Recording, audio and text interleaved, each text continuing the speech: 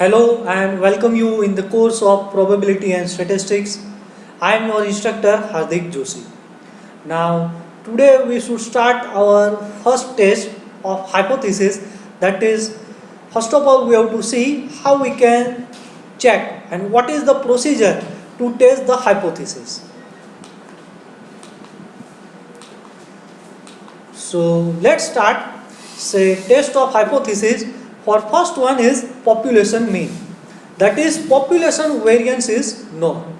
Remember, these are our first Z statistical test and is known as population variance is known.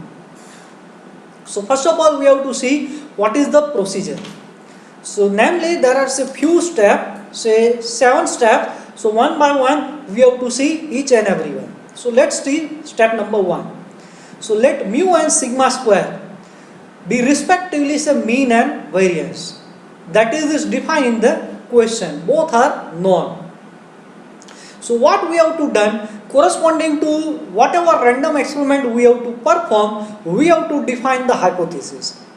And we know that basically there are two types of hypothesis. That is, we have to identify the null hypothesis, that is H0. That is mu equal to mu 0 we have to consider. And now corresponding to that, we have to also define the alternative hypothesis. And we know that the alternative hypothesis, that is just like controversy of this. That is the negation of null hypothesis. So it may be mu not equal to mu 0, yeah mu greater than mu 0, yeah mu less than mu 0. So as per our convenience, we have to consider any one of this. So these are the step number 1. So let's see step number 2. Let x1, x2 up to xn be random variable of total, say there are n observations. And in this testing of hypothesis, if the data, that is the size of the sample is greater or equal to 30, then we have to consider is a large sample. Otherwise we have to consider is a small sample. So next step number 3, we have to identify the level of significance. So definitely whatever random experiment you have to perform, but you have to identify at the beginning of the experiment what is your level of significance. That is how many error you should allow. And normally say 1%, 5% is a well known, but it may depends, you may consider 10% also. So next step number 4, consider the Z statistics. Now in this first Z statistics, the Z value is defined like this: x bar minus mu 0 upon sigma upon square root of n. Now definitely this Z statistics is we have to perform corresponding to the null hypothesis.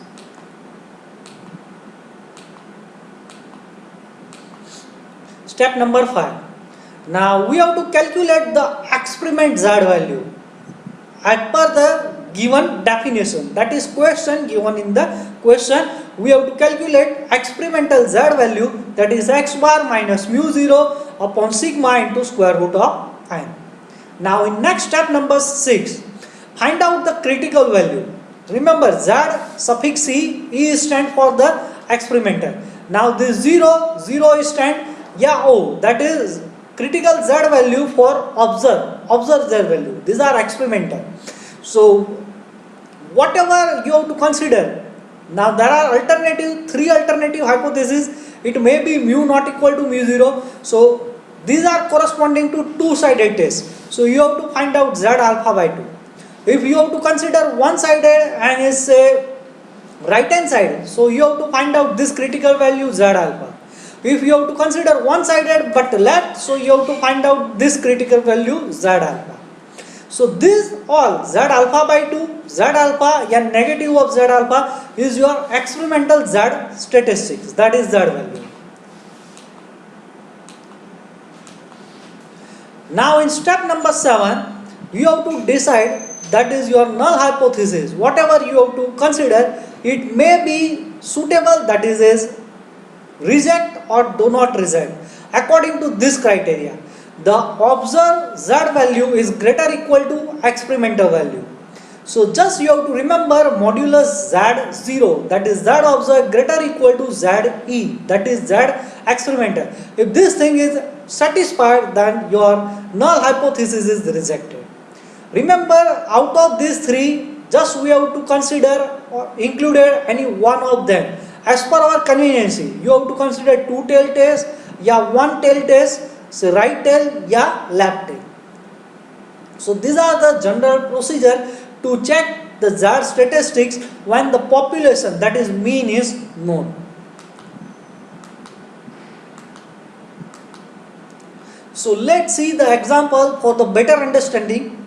So the example tells that a company produces a LED bulb, and the company itself finds that the mean lifespan of the population of its bulb, it is the normal life of the bulb, is set 2000 hours with the standard deviation is 150 hours. That is, company itself said that the normal, that is average life of a bulb is 2000 hours, but it may be possible the average life, that is the life of any of the particular bulb, it may be possible 2000 minus 150 hours, that is 1850 hours, yeah, 2150 hours, it may be possible. Definitely whatever random experiment you have to perform, then you have to consider random sample. So here what we have to done, we have to consider the sample of 100 bulb. And again, as per the beginning of the any of the random experiment, we have to identify level of significance. So here we have to consider 5% level of significance. Now also it is found that the mean lifespan is 1950 hours.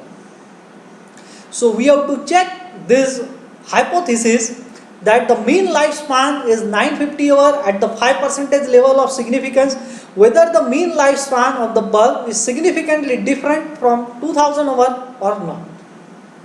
So as we have to discuss step number 1 to 7, we have to follow that step. So let's start step number 1. Say mu and sigma is, we have to identify from the definition. So mu, that is average mean life, sigma, that is standard deviation. So it's given in the question, say 150 hours. So we have to write down standard deviation is 150 hours. Say we have to define the null hypothesis, that is mu is equal to 2000 hours. Remember, normally the null hypothesis, whatever say any of the industry is say, we have to assume it is said true. So we have to assume the mean lifespan of the bulb is not significantly different. Not significantly different, that's why we have to consider mu is equal to 2000 hours. So alternative hypothesis, that is mu not equal to 2000 hours. That is, the mean lifespan of the bulb is significantly different from this 2000 hours. And again here we have to assume, remember we have to assume, say two-sided alternative hypothesis we have to apply. So step number 2, we have to identify the data. So we have to consider the say 100 sample, so n is equal to 100, and the mean, that is mu bar, yeah, x bar, here we have to write down say star, is given in the definition, say 1950 hours. So step number 3, level of significance. Now again is defined in the question. We have to consider 5% level of significance. So next we have to find out Z statistics, x bar minus mu 0 upon sigma upon square root of n. So just by plugging, say x bar, that is given in the question, say 1915, mu 0, that is the average life. It is defined for say normal bulb, say 2000 hours. These are say for 100 sample. When we have to consider the 100 sample and we have to find out the mean life, then it's observed that 1950 hours. So this 1950 is corresponding to 100 sample, and these are in general. Now standard deviation is given 150, square root of n, so there is 100 samples, so square root of 100. So we have to get the observed Z value is negative 3.33.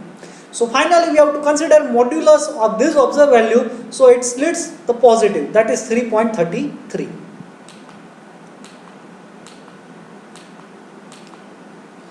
So finally we have to find out the critical value. And now for 5% level of significance, we have to consider two-sided value. So in our previous lecture, we have to obtain the depth table. When we have to consider say 5% level of significance, we have to consider two-sided Z statistics. So we have to obtain the critical Z value. Remember, alpha is 5, that is 0.05% error, and these are two-sided, so 0.05 divided by 2, so we have to obtain 0.025. And we have to obtain this in our previous lecture. If you have to feel any of the difficulty, so go through previous lecture and see how we can obtain this value. So these are the critical values. Z is 1.96. So these are the experimental 1.96 value. So finally what we have to done, we have to identify if this condition is satisfied or not. That is modulus Z0 greater equal to ZE or not. So here we have to observe say Z0 is equal to 3.33 and Z experimental, that is 1.96. That is this condition is satisfied. Definitely 3.33 is greater than 1.96. That is satisfied. That is we have to consider the null hypothesis, that is H0 is rejected. That is we have to conclude that the mean lifespan of the LED bulb is significantly different. That's why we have to write down mu is not equal to 2000. So thank you so much for paying your attention.